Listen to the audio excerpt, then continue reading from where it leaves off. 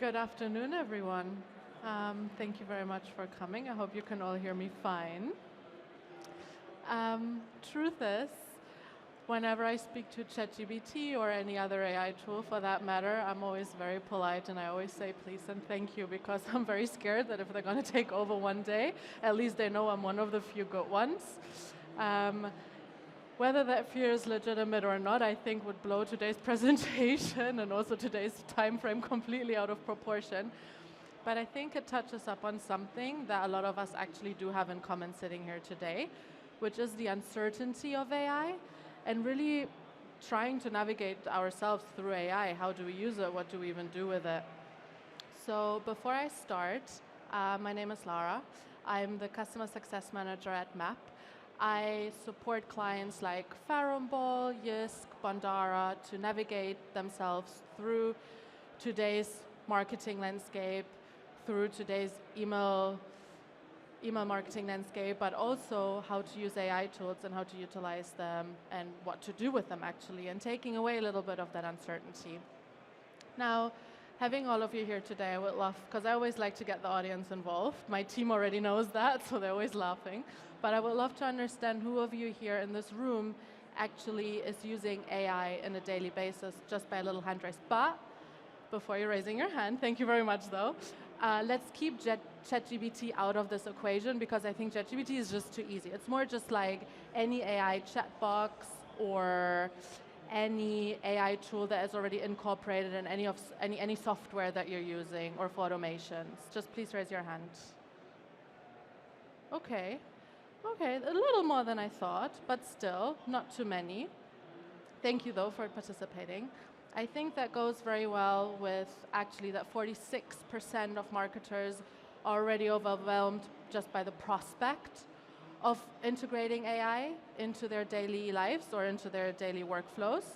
Now, as a CSM, I'm here today to not give you the great examples of what brands have done with multi-million-dollar budgets like Delta, you know, that they built this like great AI experience at Chicago airport, because let's all be honest, I'm going to take a wild guess here.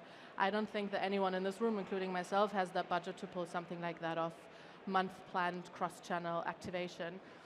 I'm really more here to talk about a few things that hopefully you can take away after this session and you can already incorporate either after today's session or tomorrow after the eCom Expo to help you navigate through the AI tool landscape, but also to just really showcase what I've done with my clients, what has worked, to actually get used to using AI tools and also to take away that overwhelming feeling. Now, what I started doing with some of my clients is I looked at this lovely field.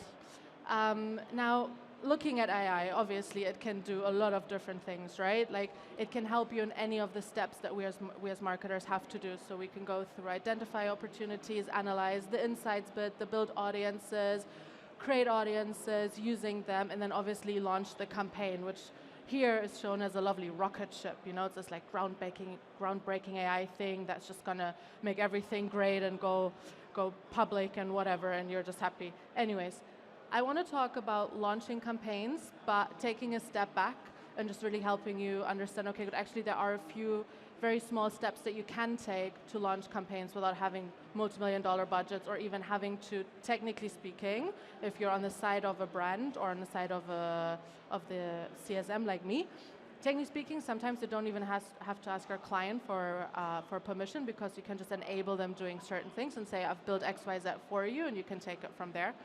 And then later on, I also want to go into the analyze and identify opportunities aspect, because at the end of the day, AI is just a tool, and it depends on us how we use it.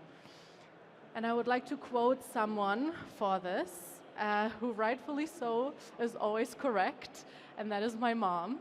And my mom threw a word at me ever since I can think, which is comfort zone, but more in the context of don't stay in your comfort zone.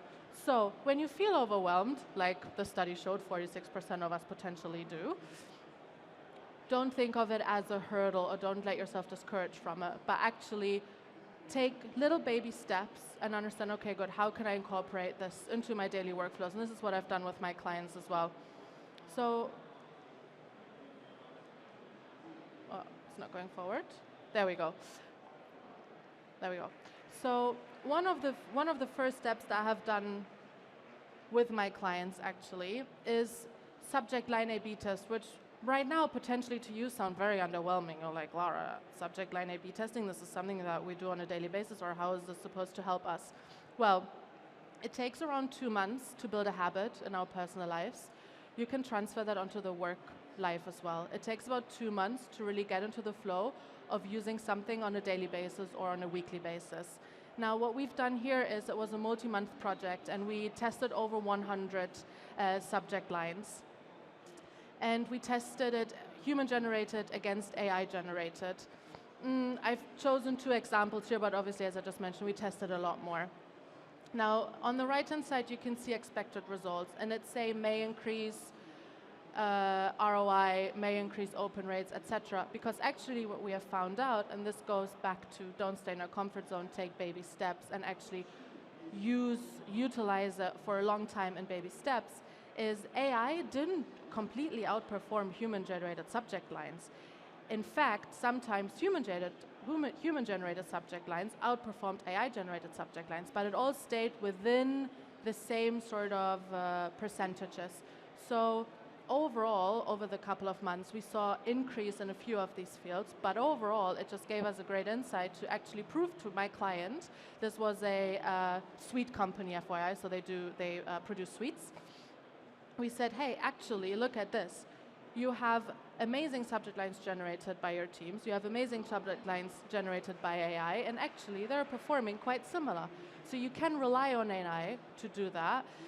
This company, and maybe this relates to some of you, is also, I think, subject lines sometimes are, I wouldn't say overrated, but they had team meetings to decide which subject lines to use. So I was like, yes, I see someone laughing because I think we all can relate a little bit. So skip that meeting, and you know what? Even if you don't know what your subject line is going to be, at least use AI to potentially have some inspiration, and maybe it performs better, maybe it performs just the same. But overall, we proved to the client that this is something that they can use going forward, and this is something that, technically speaking, any one of you in this room can do already tomorrow, and you can remove this, oh, AI is an unmeasurable KPI from your vocabulary, and you can say to your team, to your brand, to whoever you speak to, you can say, hey, actually, look, I've done this Excel spreadsheet. This is how well performed human-generated, this is AI-generated, or as a CSM or as anyone who's looking after clients, you can just go into the platform and you can just copy their message, do an AI-generated subject line, create an A/B test, and say, hey, I've done this. Do you want to go live with it? Let's just do it. Let's just prove it. It's a 5-minute job. It doesn't take a lot of time, and you don't need a multi-million-dollar budget for it. Or as I say, technically speaking, you don't even need a client's approval for it. Obviously, the going live part you do, but the part before you don't. Now, something else that we have done is we have done an AI interest category automation. So on the right-hand side over here, you can see a screenshot. This is the lovely MAPP interface, which is very easy to use, very user-friendly, and me personally, I really like it. But this might not relate to everyone, because obviously everyone's user interface looks different. But what we've done here is, it was inspired by the Netflix AI tool. So I don't know if all of you know this. I find it quite interesting. Netflix, obviously, as we all know, is promoting movies based on your viewer history, right? So if you've watched lots of comedies, and then maybe there's another comedy that is recommended for you. But what they actually do within the artwork of the movie that is recommended for you, they change the artwork. So let's say, for example, you and I, we both get recommendations for the Good Will Hunting. Now, I have watched, not that I do, a lot of very criminal or violent, intense movies. My Good Will Hunting artwork for my recommendation will actually be displayed with a different picture than your Good Will Hunting, because maybe you have watched a lot of romantic comedies. So it's not just the recommendation itself, it's also the artwork behind it. This is similar to what we've done. So just because I have browsed or I have interacted with certain things on a website or as an end user on any sort of website. Using a publisher here as an example doesn't mean that technically speaking I'm interested in what I've just interacted with, right? A lot of you are probably used to, and I'm not saying it's bad, but the very common way of behavioral tracking, where when someone has interacted with certain parts of your website, certain parts of your emails, you might even enhance it a little bit and say, oh, actually, abundant browse, abundant basket, you might be interested in X, Y, and Z. However, what this does is it brings the AI tool in, and instead of retargeting people with what they've interacted with, we retarget people with what they are most likely to interact with, or subconsciously they potentially don't even realize. So just because someone has interacted in business management doesn't mean that they will buy business management books, right? They might be interested in marketing. This is something that with MAPP you can build. So what I've done for this client is I went into the platform, and again, technically speaking, this is something, or when you have similar attributes or similar capabilities within your platform, within your brand, within the AI tools of the software that you use, you can just go into the platform and build it for your clients. So we have built this automation of so-called preferred visitor preferences, and I built the whiteboard and I said, actually, instead of just sending emails based on what you've previously had, looking at first-party tracking, let's pull in the data that they're actually interested in, which resulted in 40 to 60% engagement. This is a very easy way to engage your clients, to engage your end users, and to, again, prove that AI, in the end of the day, can improve ROI and actually can be a tangible KPI.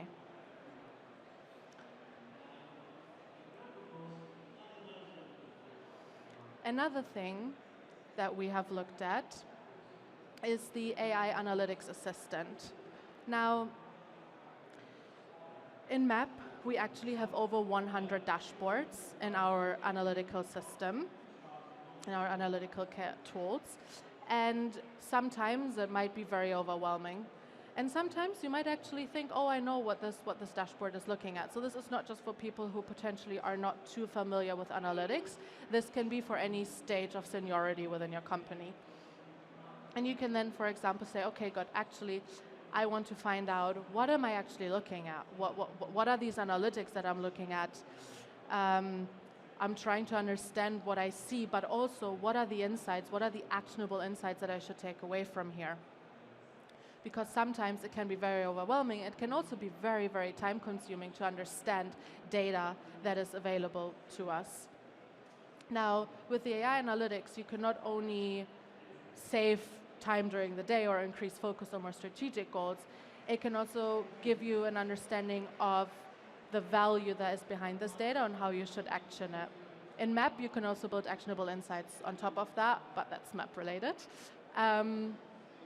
But it really can give you a deeper insight. Or if you already know how to interpret the data, or you seem to know, you think to know how to interpret the data, you can also just ask the AI tool to either fact check, or you can just understand, okay, good, I do want to understand, or I do want to just deepen my knowledge on certain points, or you can even ask the AI chat box and you can say, hey, I think X, Y, and Z, would you agree with this, or is this an actionable insight? And the expected results, as it says on the right-hand side, is, as I just mentioned, save time on day-to-day tasks, increase focus on strategy. And actually there's a study by Deloitte Global Cost Survey that said that AI assistants saved 20% on operational costs. And Harvard and MIT actually found out that AI tools improved workers' productivity by 40%. So again, speaking about small baby steps and actionable insights, instead of trying to spend a lot of time, make a little note on how long you would usually spend on interpreting data, go to the AI assistant, have a look into it, make some notes, present it, there you go, you've got a tangible KPI.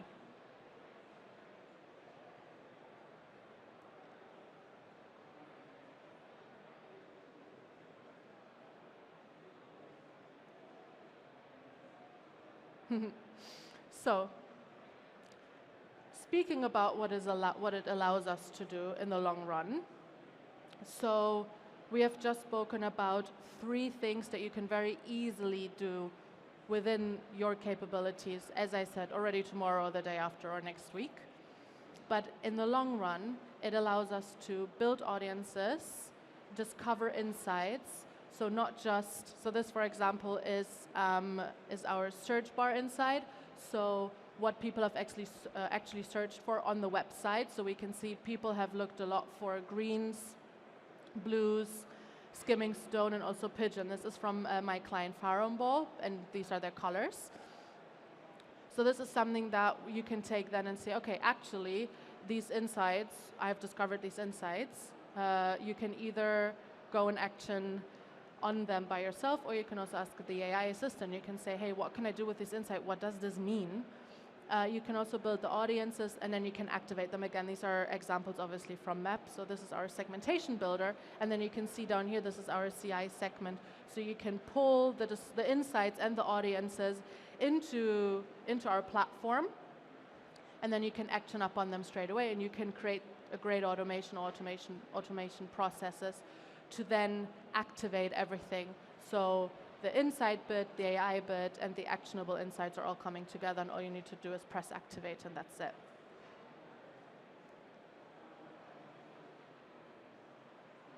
It doesn't like me, I'm sorry.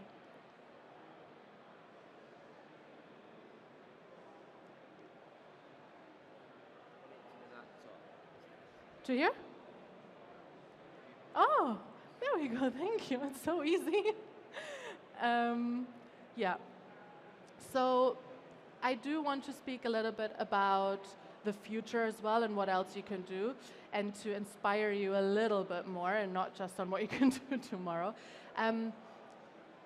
These are some of the examples on not only using the AI assistant, but using the AI tools in general.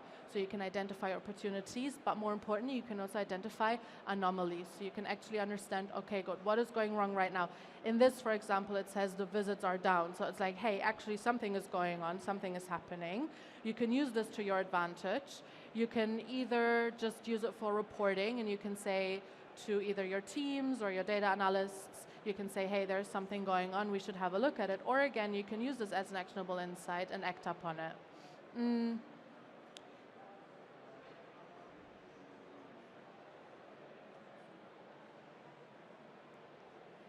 Now, something else that is really useful is the segment detection. So this, for example, is a scenery or an example of what one of my clients has asked our chatbox AI assistant, which is like, hey, what are actually my most valuable customer segments? And then it goes into this little graph here, and it explains, so I don't know if you can read, but this one actually says conversion rate, and this one says order value average. So it tells you where they're sitting, it tells you when they're engaging, and then it actually tells you on where to use these actions as insights. And you can do this as well to then put everything together. For example, with the preferred visitors, as I mentioned before, or the A/B subject line testing. If you put all of that together, then you actually do have really great tangible actions that you can do with AI. Oh, I need to go over here, right? What time is it? Perfect. Yeah, so I think we still have a little bit of time. I don't know if you have any questions. Other than that, we are at stand K28, which is just over there. Otherwise, I'm also here. You can come and chat to me. And if you do have any questions, just let me know. And otherwise, thank you very much for listening today.